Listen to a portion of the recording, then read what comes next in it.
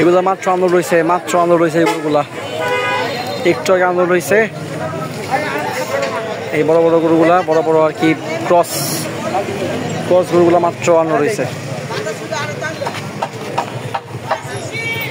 মাত্র আন্দোলন রয়েছে এই গরুগুলা।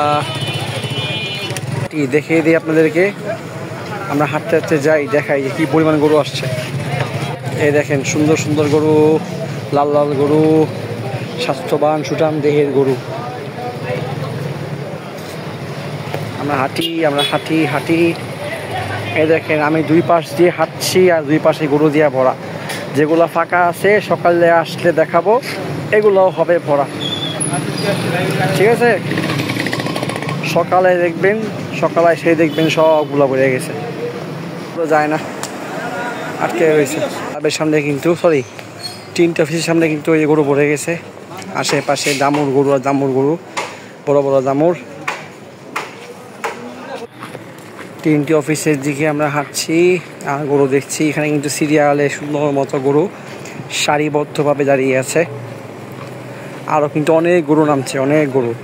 যারা বলছিল হাট ফাঁকা ফাঁকা থাকবে, হ্যাঁ মাঠ বড় আছে, গরুটা মাঠ ফাঁকা ফাঁকা মোটামুটি থাকে।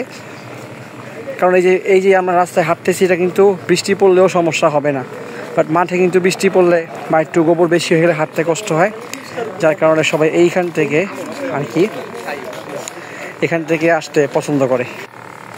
এখান থেকে আসতে হচ্ছে মানে এখান থেকে কিনে স্বাচ্ছন্দ্য বোধ করে আর কি।